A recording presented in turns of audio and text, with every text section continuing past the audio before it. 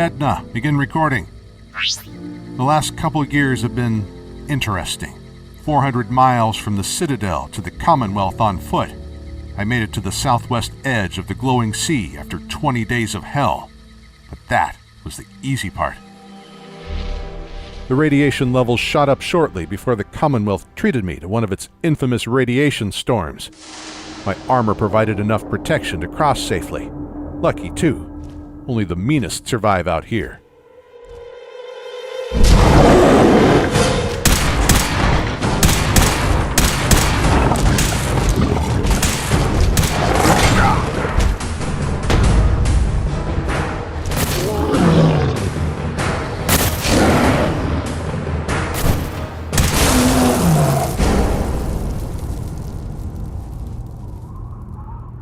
How did that old phrase go?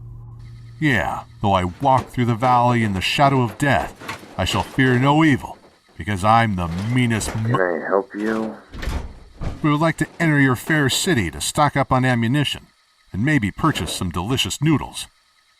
Did you know that Takahashi has been running that old noodle stand for over 15 years now? Before his time in Diamond City, he... Let him in, before he talks my damn ears off.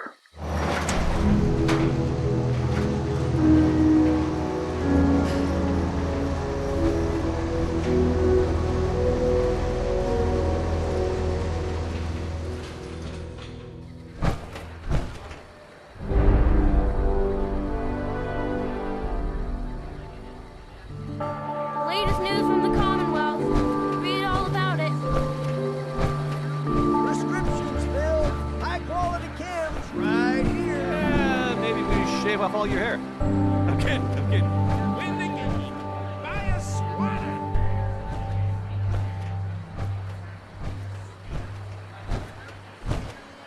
Sim free shopping right here. Konnichiwa, Takahashi. Main kudasai. 何にしますか? I've walked the Commonwealth long enough to learn a few things, Takahashi. For starters, Boston must have been a sight to behold in its heyday. It was here that the old world discovered new frontiers in science, both theoretical and applied. Fusion, robotics, personal protection, weapons. And rumor says that Boston is still the center of technological development in the new America. But I suppose you know all about that, don't you? 何にしますか? Yes, I'm talking about what has emerged out of the ashes of CIT, the Commonwealth Institute of Technology, this institute that so many fear. I've already run into a couple synths myself. I'm convinced that the institute is as ingenious as ever. I haven't seen beings like these since that incident that started my journey to this end of the country. From what scraps of data I've gathered, Boston was a city prepared for the future. Military checkpoints, bunkers filled with packaged food and water for an entire city, infantry fighting vehicles, troops in power armor, tanks, vertibirds, Pulowski preservation shelters, the whole 9 yards. A lot of good it did them when the nukes fell. Speaking of nukes, did you know that it's here in Boston that the Fat Man was born? The M42 tactical nuclear launcher was developed at Fort Strong on Long Island. They were shipped to Anchorage and other places across the United States, but that didn't stave Doomsday off. America was unable to counter the Chinese where it mattered. The public didn't know it, but there were rumors, reports even, that the People's Republic was beating them in the arms race. America had power armor and energy weapons, but you can't defeat what you can't locate. As big and unmissable as China was, you can hide an awful lot of things in such a big country. Like experiments in stealth technology that give you a fleet of undetectable submarines capable of coming right up to your doorstep and setting nuclear fire to your home. 2 centuries down the road, it's a moot point who brought the apocalypse upon us. We do have the logs, though.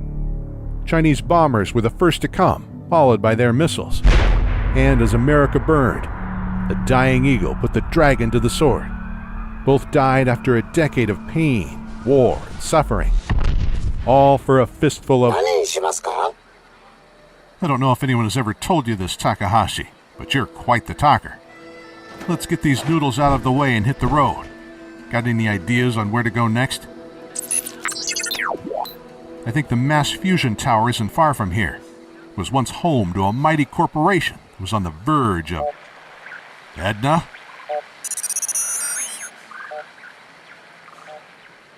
Edna! 何にしますか?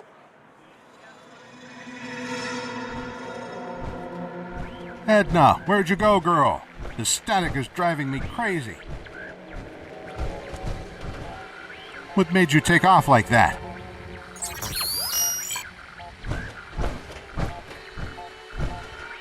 This old corpse. Wait, that's an Institute synth, and it's still broadcasting.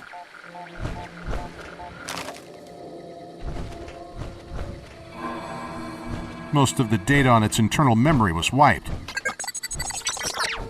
Well, there is something on the disk. Something about mass fusion. A thing called the beryllium agitator. Ah, and here it is. Mass fusion. If not the biggest, then definitely the most important corporation in pre-war Massachusetts.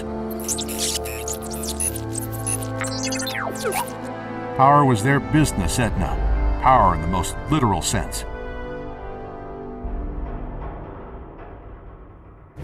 Mass fusion was providing electricity to the whole of Boston.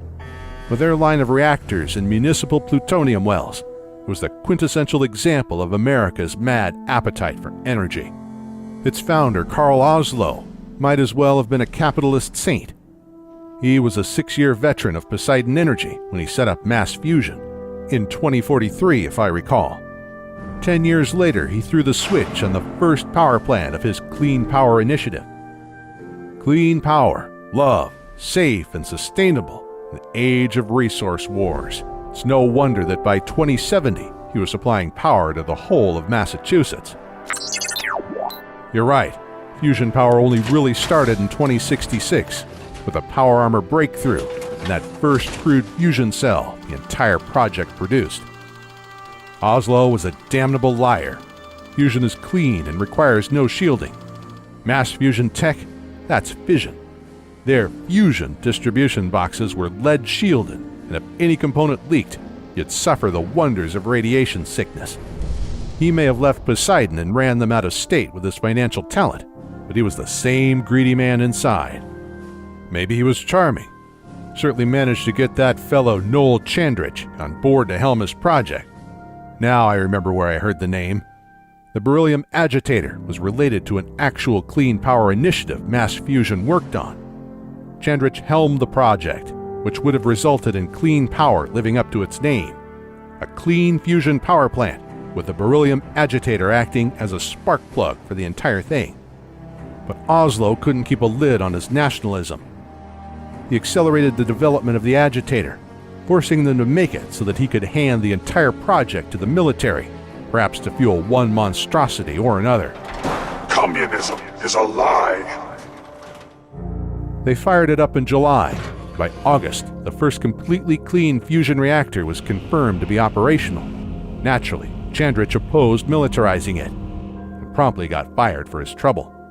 Calm down, Noel. You knew that this was coming. I don't understand why you're acting this way. Don't tell me to calm down, Carl. When we started designing the beryllium agitator, you said it would be for the benefit of mankind. Instead, I find out that you have been planning on turning it over to the military all along. You lied to me. Don't give me that high and mighty attitude. Have you picked up a newspaper lately? There's a war going on out there, Doctor. And if our side's going to win, it needs all the help it can get. I can't believe what I'm hearing. Since when did science start taking sides? What did they promise you, Carl? Money? Political favors? A goddamn medal? That's enough! Like it or not, when the testing cycle is completed, I'm crating up the agitator and sending it off to Washington. Now, you have two choices. Either you can get back to work, or you can get the hell out of my building. Why did he leave Poseidon in the first place? Because that company was working for the military too. Oslo's mass fusion is just the tip of the iceberg. All of these pre-war corporations were corrupt beyond measure, and it costed everyone in the end.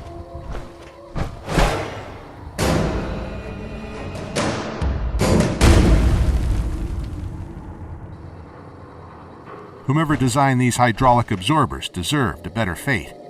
As far as evil corporations go, mass fusion was actually fairly benign, but some of the giants, like Poseidon Energy and Robco, the former had its fingers in a lot of pies and tried to corner the energy market and then some.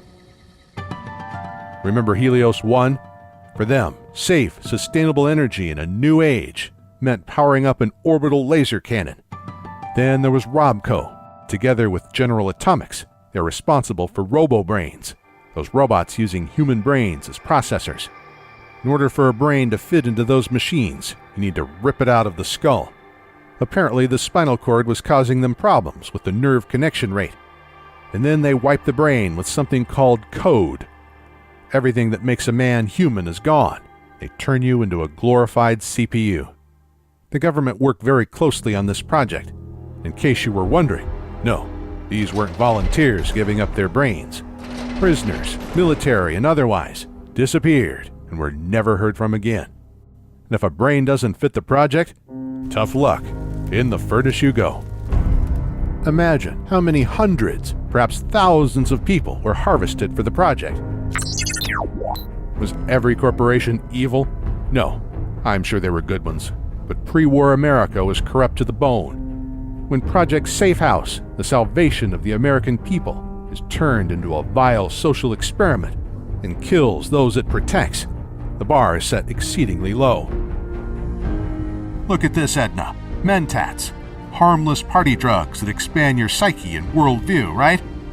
MedTech was another company experimenting with things they should have left well enough alone. WestTech may have given us FEV, but MedTech was experimenting with tailor-made viruses designed to target specific groups of people, even by age. Imagine an infectious viral disease that can wipe out an entire group of people. Say, the Chinese. But that is a story for another day. Whoa, I know I just saw someone out there. No need to hide. I'll make it nice and quick.